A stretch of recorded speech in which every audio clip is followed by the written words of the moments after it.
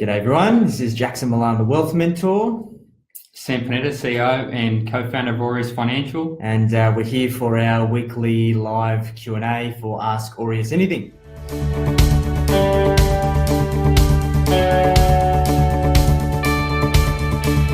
The news says that the property market is going to slow down. Should I still invest in property? All right, so first of all, the news has no idea what it's doing. Never has, never will. That's why they're news anchors and they're fake not news. Yeah, fake news. That's why they're not investors. Look, I love property as an asset class, especially as a long-term proposition, right? So you get any country where the population is growing and the wealth of the country is growing, which Australia has for as far as you look back. We've grown in wealth and we've grown in population, and the demand for property and the price of property will continue to increase exponentially over time. So you need both though. You need the wealth of the nation to go up, and you need the population of the nation to go up. So let's use Japan as an example. A very wealthy country, population hasn't been going up, so property prices don't really go up. Take an African country, for example, population increasing exponentially, but the wealth of the country not going up that fast, property prices not going up, right? So Australia's got both. We're one of the lucky countries. So over time, property is going to do just fine. If property slows down this year and it slows down next year or whatever might happen, is it still a bad time to buy property? Not really, not if you're planning on holding it for 5, 10, 20, 30 years. It's probably a better time to buy property because the market's not as competitive. You don't have 10 or 20, 30 other couples competing for the same property at the open homes. So I take a sort of a mantra with property. You should probably accumulate as much of it as you can. Don't try to time it. You're not a trader. You're not trading wheat futures or something like that. You're taking a really hefty asset and you're holding it for the very long term. I think more important than what the market does is what your household cash flow is like and how much you can save. If your household cash flow is good, then the market will do fine over time. So I think that the key to property in Australia particularly is the leverage. That even if property does 4% growth, it's 4% on the overall asset, but you might have only put a 10% contribution or a 20% contribution. So it has a magnification effect as a return on investment on this small amount that you contributed. I did a substantial part of my book around property and using leverage to build wealth.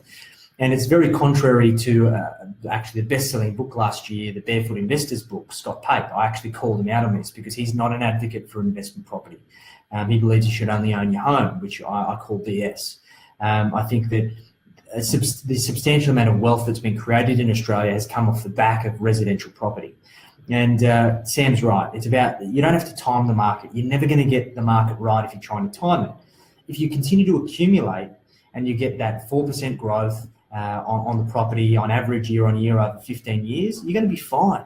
4% growth on $1 million asset is substantial. And the idea is that it's a really good forced savings mechanism because it's so hard to buy a property and it's so hard to dispose of a property that most people accumulate because of all of those factors.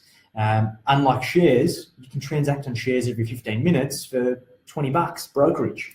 It's very easy, and the liquidity in a lot of cases works against the psychology of investing in the first place. So property investing supports the psychology of accumulation. Continue to accumulate. Don't try and speculate. Don't listen to the news. By the time the news gets onto it, it's normally too late anyway.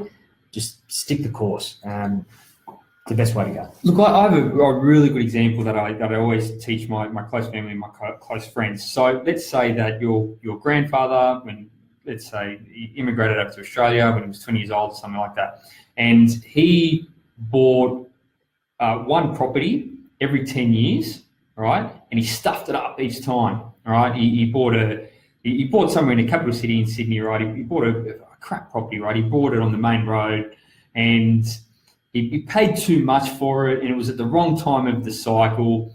But he bought one every 10 years for the past 50 years, right? So let's say he bought one in 1960, one in 1970, one in the 80s, in the 90s, and one in the 2000s, okay? But he stuffed it up every time, done a horrible job of it. How wealthy do you think he still is today? Because he's he hasn't timed the market. He's done a bad job of timing the market. He's a baller, isn't he? He's a baller. He's got 5 properties. They're probably all valued at over $1 million today, and he's done just fine out of it. So you don't need to be that smart with the property, trying to time it here, buy it here, sell it there. It's not the case. The important thing is quality. Where a lot of people have done their ass, for lack of a better term, is buying speculative property from spruikers that have been selling interstate or rural or kind of out in the bush properties in speculative areas like far north Queensland and these kind of boom towns that don't have a supporting diverse economy around them. It's really these types of areas where people do a lot of damage to their wealth. So don't get caught up in the bright lights of what these spruikers are selling to you. I think we spoke about this last time. Think about who your advisor is getting paid by. Are you paying them, or are they getting paid from another third party? And generally, whoever's paying their bills is the one that they're working for. So it's important to get objective advice when it comes to selecting the right property. But if you're buying good quality property that has the right macro factors to support that, then you're going to do all right.